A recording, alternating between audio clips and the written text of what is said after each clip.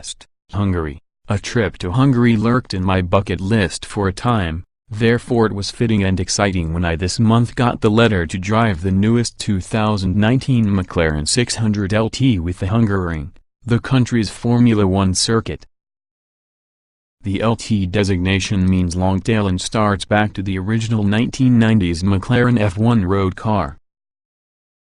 McLaren in 1997 produced an updated race car version with the F1, designated the F1 GTR Longtail. I remember located on the track at Le Mans in '97 on the same time since the Longtail GTRs, stunningly beautiful race cars by having an amazing sounding V12 motor. The 675 LT and 675 LT Spider are, up to now, the newest versions of McLaren Longtail.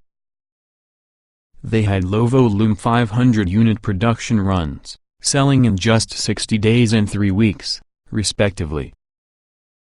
In the brand new 600 LT's case, Longtail literally means a single 9-inch longer tail rear than on the McLaren 570S Coupe. What is the best it is based. The 600 LT may have a production run of 12 months. Should you don't have your order now watchy, you could be a tad late. Maybe eBay would help for the procrastinators. As journalists hung across the Hungaroring waiting to obtain on the track, I heard several people opine the 600 LT looks so similar to your 570S plus the 675, almost like this wasn't an excellent. No doubt, the 600 LT does look comparable to those other McLaren models.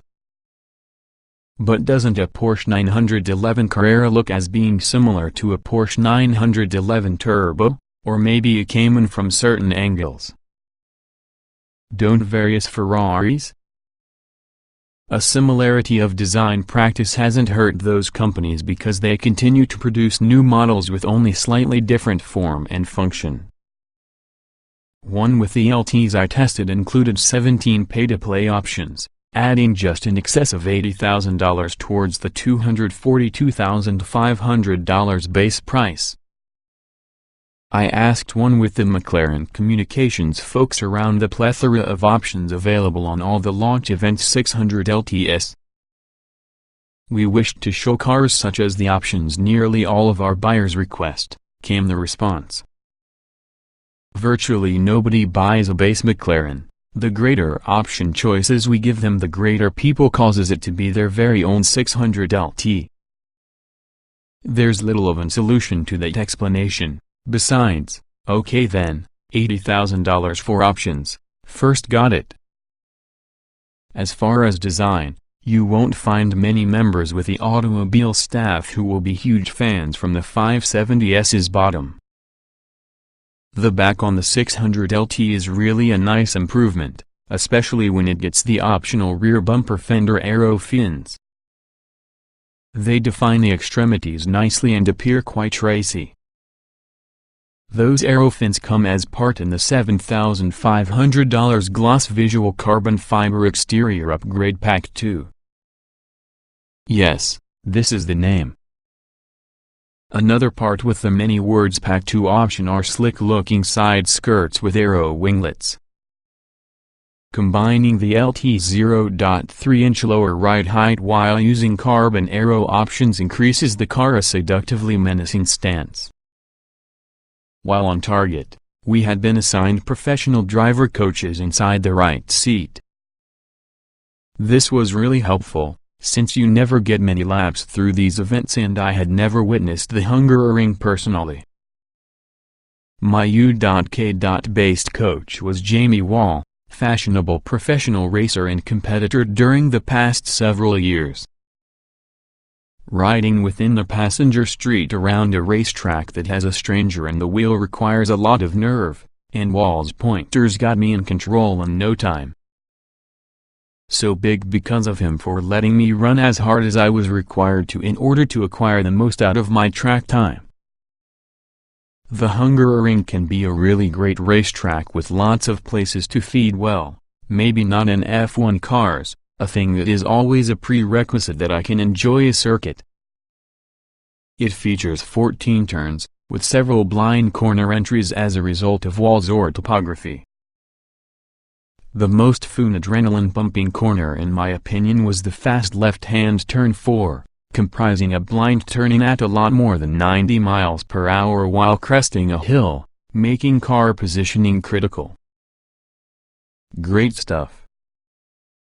McLarens have always felt like they pull unusually hard at greater than 80 miles per hour. When I first drove the McLaren MP412C way back in 2012, the acceleration rate past 80 did actually defy its 593 horsepower.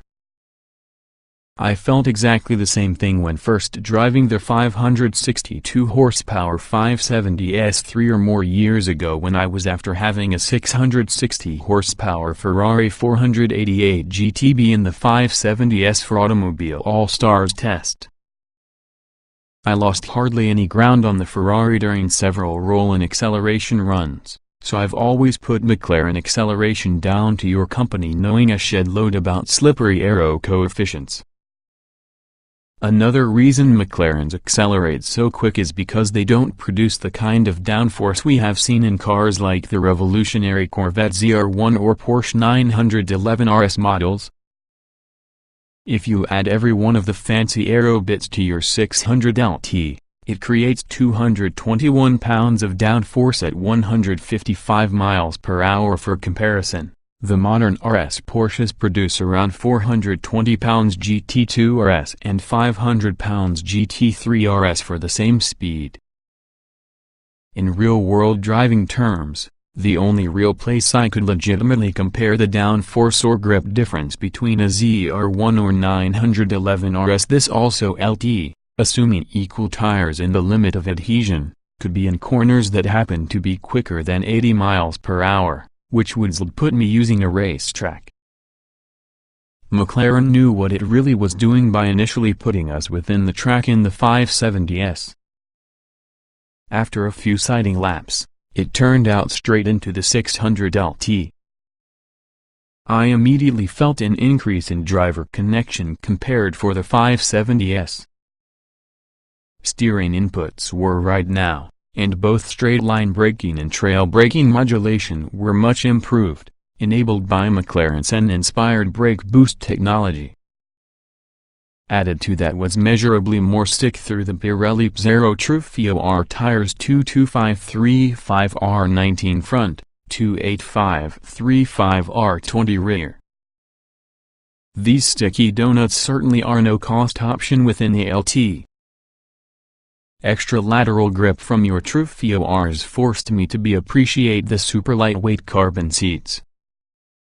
They held me available perfectly and were very comfortable. If I think back to 2012 and my first drive in a MP412C, I see what steps McLaren has arrived.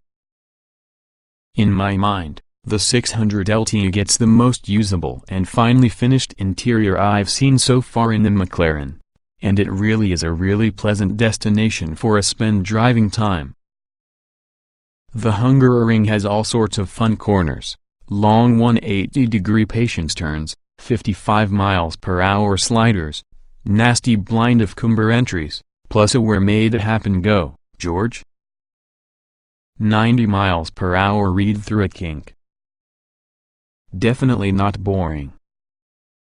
Serious speeds really only occur around the front straight, the place that the LT's 3.8-liter twin-turbo 593 horsepower, 457 lb-ft engine shoved me as much as 160 miles per hour, at which point panic and prudence forced my left foot to bury the brake pedal, as I bombed downhill into your very slow first corner.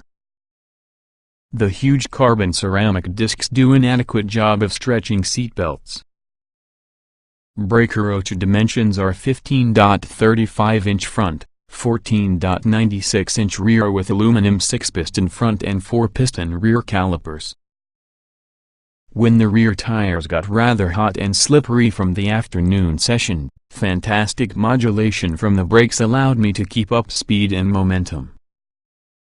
I could comfortably slide the LT's rear into apexes from what felt such as a zip code away. The first corner is amongst the slowest turnabout the track, a decent entry, and then an immediately opening radius to exit. This second gear turn shut off the LT's acceleration, watching really quick on my own derriere dyno. The LT has 30 horsepower over a 570S, on account of a sweet-sounding top exit exhaust system and recalibrated AQ, but I feel power is half the tail here. McLaren showed us some impressive comparisons. If you look at the LT's relatively low weight, approximately 3,000 pounds as tested, as well as its 592 horsepower, this numbers add up. The LT can out-accelerate a Lamborghini Huracan in performance 630 horsepower, 3,350 pounds to 124 miles per hour by 0.7 of the second, 8.2 seconds with the 600 LT, 8.9 with the Lambo. The LT even gains 0.2 second to 124 miles per hour within the ballistic Ferrari 488 GTB 660 horsepower, 3,252 pounds. 060 miles per hour, use of 2.8 seconds for your LT nips with the heels of an Porsche Turbo S, amazing for just a two-wheel drive vehicle. If you ever had any doubt, all of this makes it rather apparent the amount of weight matters. The quick steering and chassis changes to the brand new car were central to differences in feel when jumping at a 570S with a 600 LT.